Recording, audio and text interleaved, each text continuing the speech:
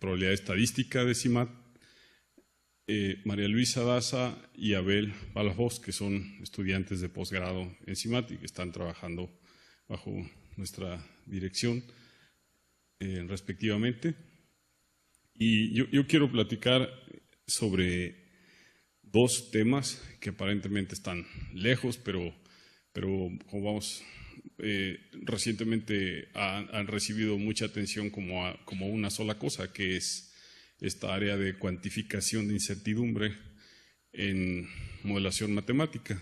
Se trata de reducir o poner en términos de cosas conocidas la predicción y el input que le pasamos a los modelos matemáticos. Entonces, para esto tomamos prestado de estadística, en este caso estadística bayesiana.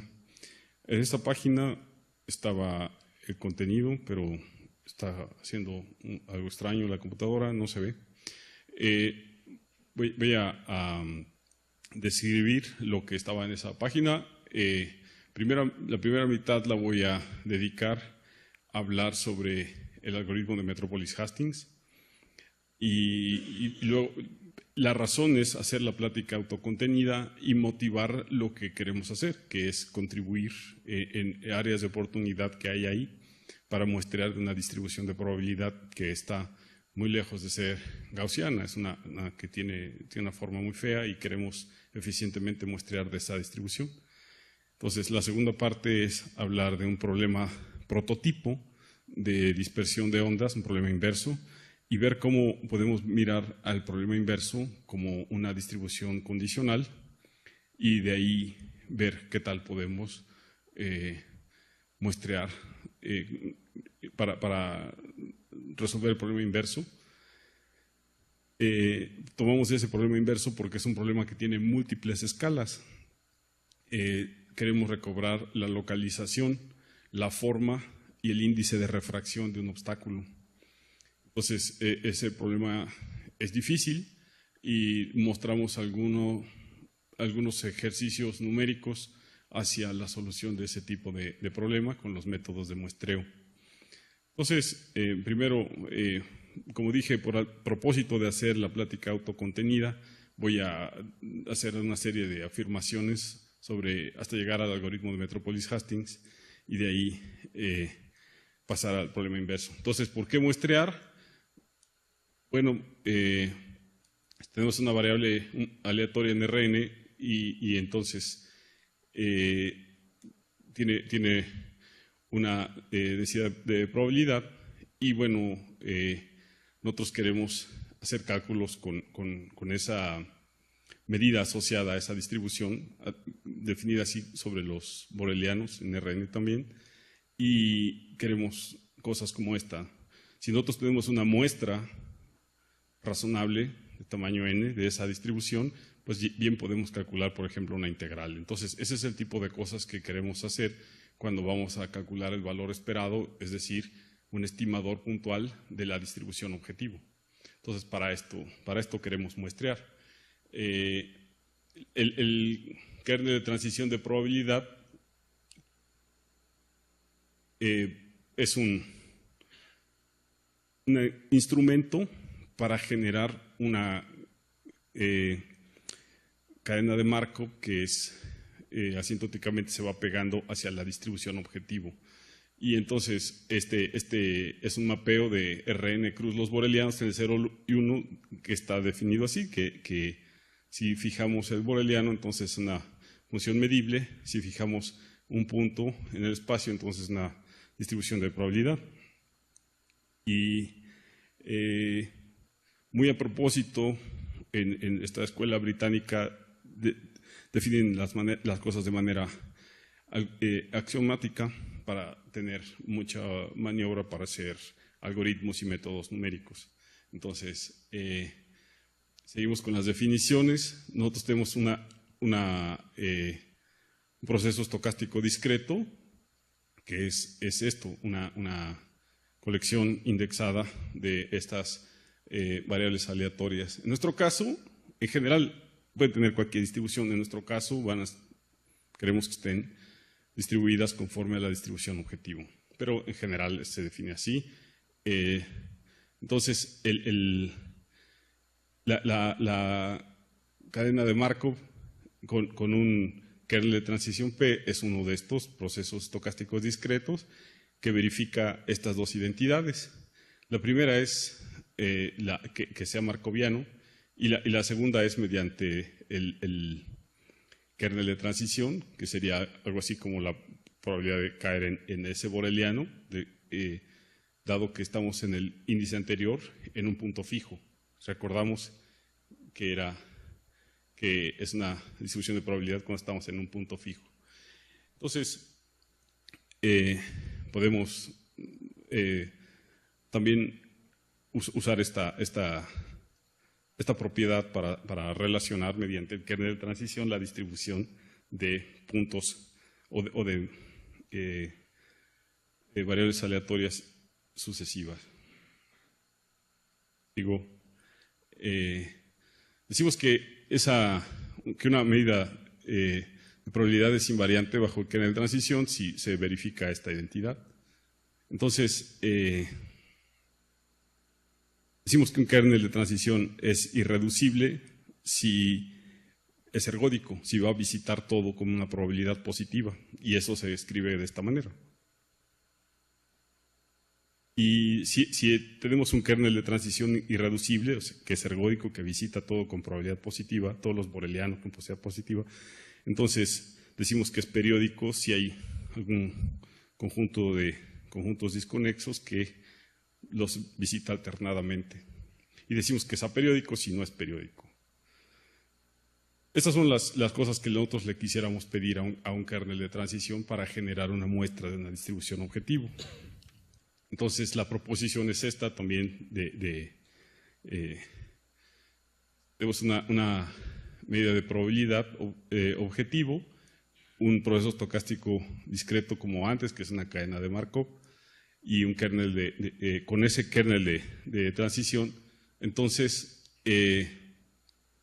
si esta medida asociada a la distribución de probabilidad es invariante bajo el kernel de transición y tiene esas dos propiedades de ser ergódico y aperiódico, entonces se verifican estas cosas que nosotros deseamos, ¿no?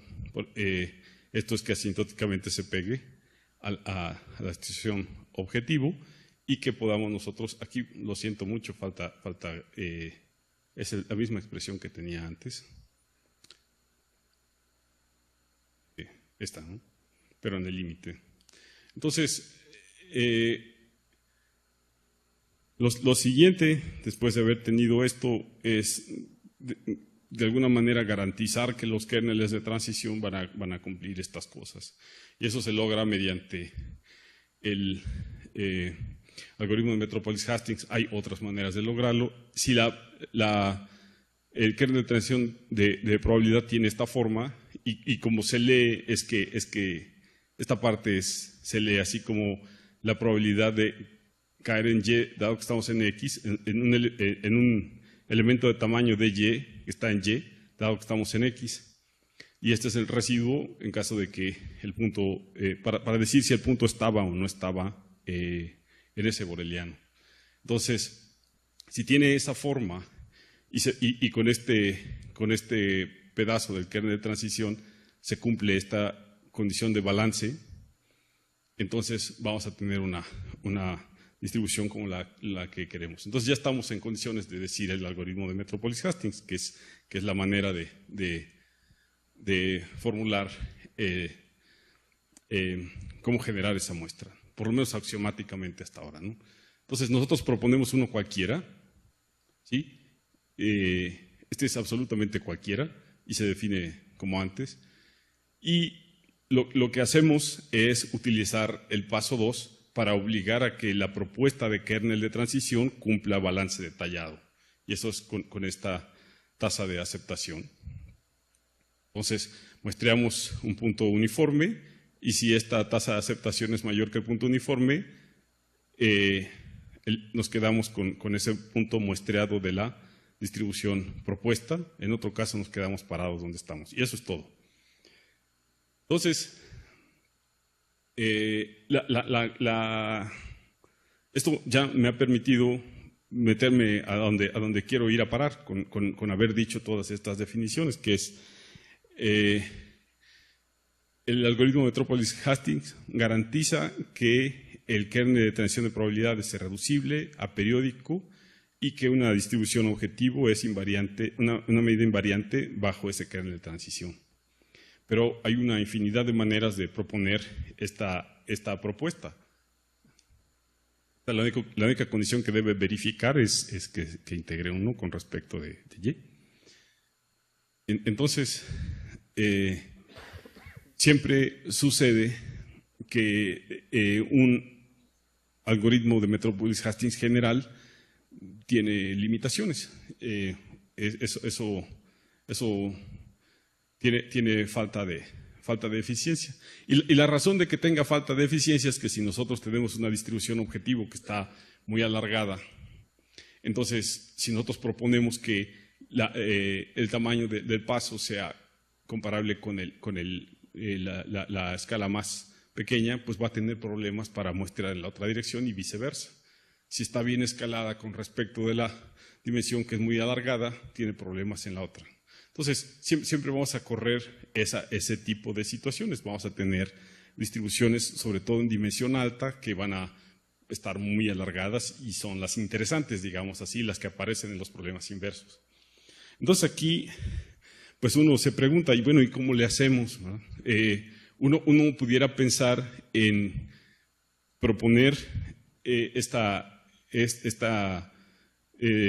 movida o este kernel de transición candidato informándolo con derivadas. Eso sería una manera razonable porque usa la información local sobre aquella variedad que define la distribución objetivo y entonces se informa con las derivadas y eso parece una buena idea.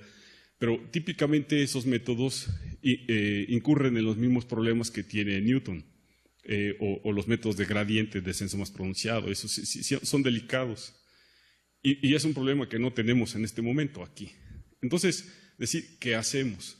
Y bueno, una manera de abordar esto, lo que nosotros intentamos hacer es seguir axiomáticamente añadiéndole cosas y luego construir un kernel que las verifique. Sí, pedirle axiomáticamente que sea invariante bajo transformaciones geométricas. La idea sería tener en un mundo ideal, sería tener un kernel de transición que sea libre de escala, que pueda ir a todos lados con la misma facilidad. Pero una manera de empezar a caminar hacia allá es decirle pues, que sea invariante bajo transformaciones afines del espacio. Y entonces se pide que si estos dos puntos, es X1 y Y1, están relacionados así, entonces que la distribución de Y mayúscula J y esta sean la misma. ¿Sí? Conmuta aplicar el kernel de transición con transformaciones afines. Entonces, ¿eso qué nos da? Pues eso nos da que si nosotros tenemos precisamente, para fijar ideas, pensemos en una distribución normal multivariada, donde esta C bien pudiera ser un ejemplo donde tenga los eigenvalores que están dispersos a lo largo de muchos órdenes de magnitud. Pues si verifica esta condición, entonces esto es independiente de C. Y también va a ser independiente de X. Y eso es lo que nosotros queremos ir a parar ahí. Ahora, ¿cómo le hacemos? Lo voy a mencionar cuando llegue a la distribución asociada a este problema prototipo. ¿Sí? Entonces, nosotros tenemos esa idea de construir kerneles de transición invariantes bajo transformaciones afines y nos conseguimos un problema prototipo que sea un problema difícil que tiene muchas escalas. Y eso es el problema de dispersión de ondas acústicas. Tenemos una onda incidente, un dispersor y una onda dispersada.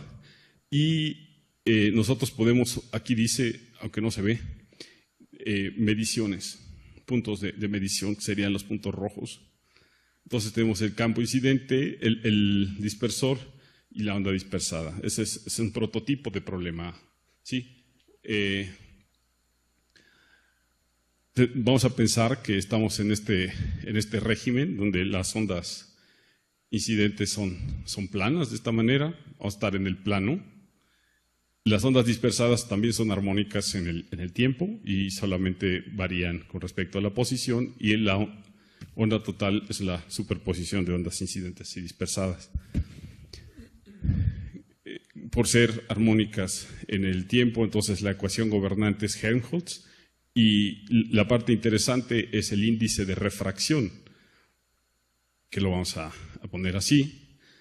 Y para tener un problema directo bien planteado, vamos a pedirle que las soluciones, las ondas dispersadas, verifiquen una condición de radiación para decir de qué orden decaen en la distancia, y eso es estándar. Entonces, este es un problema prototipo.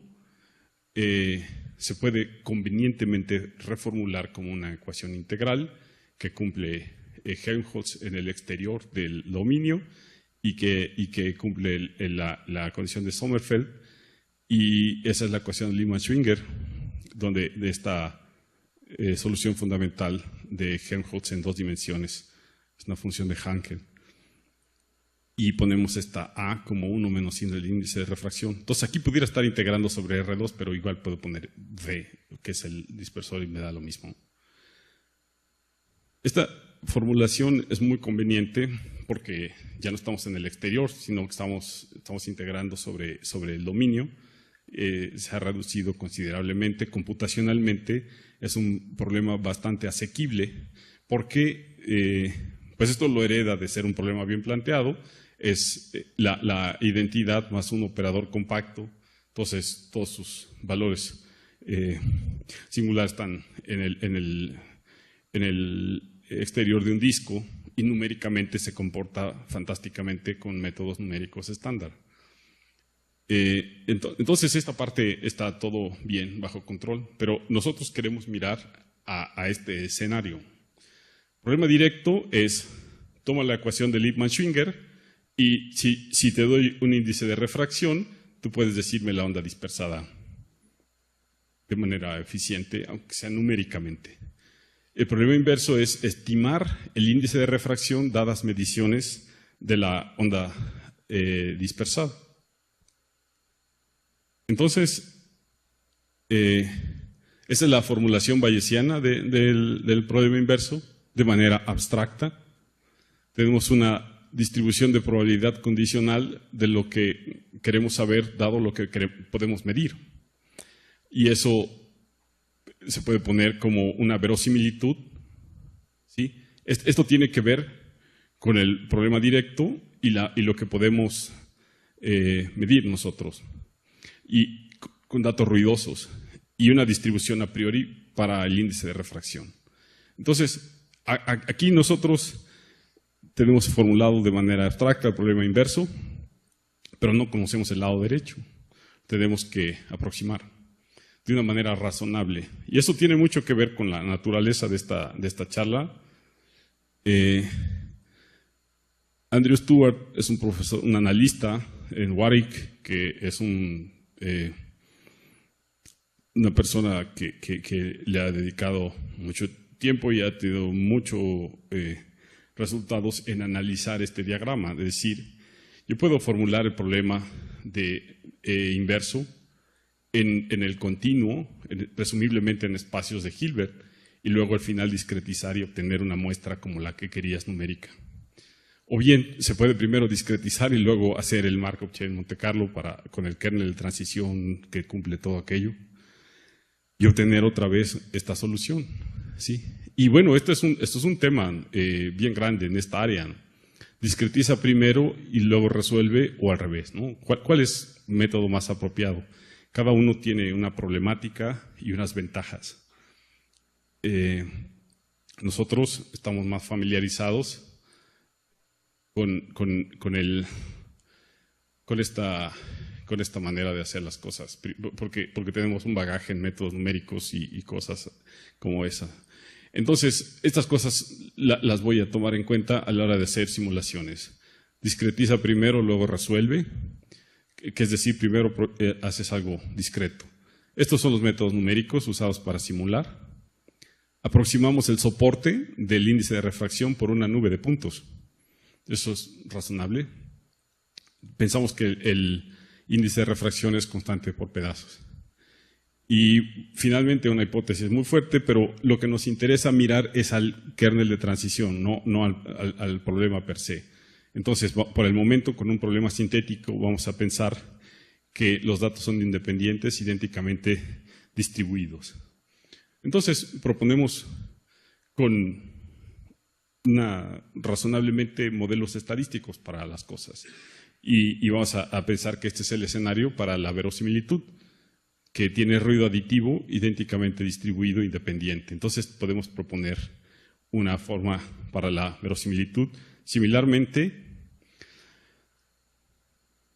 vamos a proponer una distribución a priori para la nube de puntos que aproxima, no para el índice de refracción mismo, sino para la nube de puntos, una distribución uniforme y una distribución gamma, porque es una distribución que tiene una sola cola no negativa para el valor que toma el índice de refracción.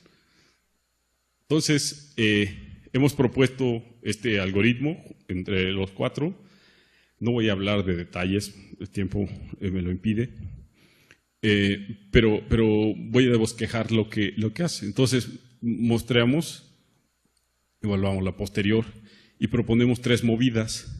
Las 3 movidas nos aseguramos de que el kernel de transición resultante es invariante bajo transformaciones afines. Y eso se puede hacer de muchas formas. Lo que nosotros hacemos es mover un punto con respecto del resto, tomando una distribución uniforme que está como la media de las distancias entre el resto de los puntos. La otra es simplemente desplazar la nube de puntos en una dirección cualquiera, y la otra, como dije, era muestrear de una distribución gamma para el índice de refracción. Entonces, se actualiza la nube aproximante, evaluamos la nube de puntos y la aceptamos con el criterio de Metropolis Hastings y hacemos esto por un tiempo. Entonces, lo hemos aplicado a este problema sintético estándar simplemente para ver cómo se desempeña eso, ¿verdad? Tenemos la mirada puesta en muestrear y hacerlo bien. ¿Por qué?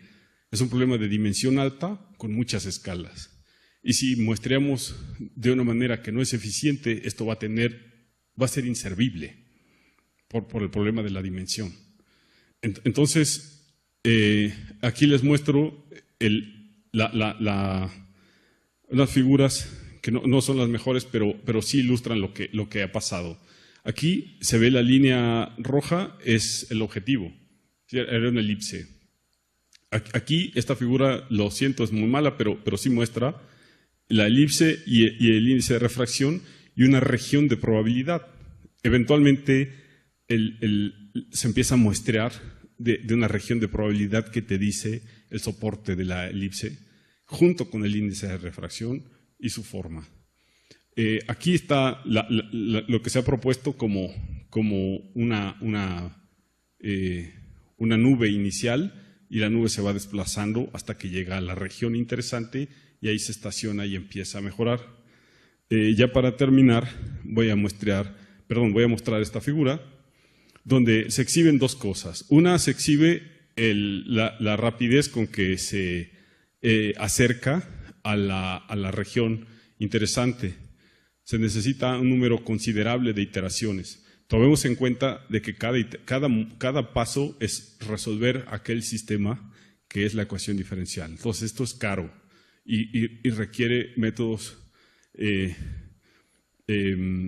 numéricos eficientes para aproximar para hacer el álgebra lineal numérica, para estar corriéndolo en un tiempo razonable. Entonces es bastante caro, pero vemos cómo en verdad se estaciona en la región interesante y ahí se queda, ya está estacionada. Se pueden aplicar métodos estándar para comprobar que efectivamente ya está muestreando de una distribución límite Y ya para terminar, esta figura donde se exhibe una separación entre las tres escalas. Lo que estoy graficando, aquí estoy graficando es el logaritmo de la distribución objetivo, y aquí estoy graficando cómo va descendiendo la distancia entre la propuesta y la solución, haciendo una separación. La primera es cuando mueve un punto, la segunda es cuando hace una traslación rígida, y la tercera es cuando ajusta el valor constante del índice de refracción. Vemos una clara separación de escalas y pues sí se hace cargo del problema, ¿no? Aunque es lo que hemos visto hasta ahora. El ejemplo numérico es modesto, no es muy realista, pero tenemos pedirle al kernel de transición que sea invariante bajo transformaciones afines hace la tarea, sin necesidad de usar derivadas. Y gracias, eso es todo lo que tengo que decir. Estoy listo para tomar preguntas. Gracias.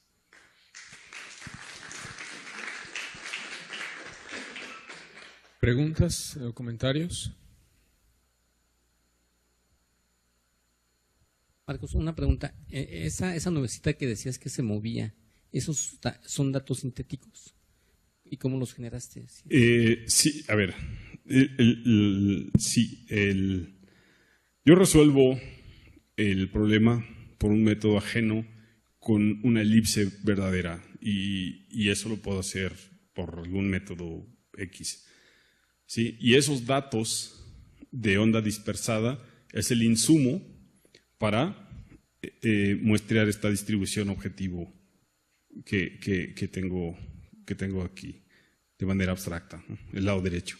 Entonces, la que yo muestreo es el lado derecho, la de izquierda es una abstracción. Y entonces, esa la alimento con los datos y con mis propuestas, y las muevo con el kernel de transición. Entonces, todo sintético, sí.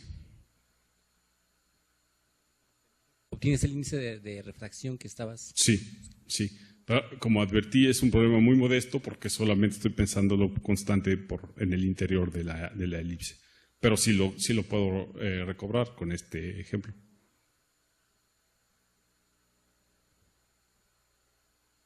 ¿Alguna otra pregunta? ¿No hay más preguntas? Agradecemos. Gracias.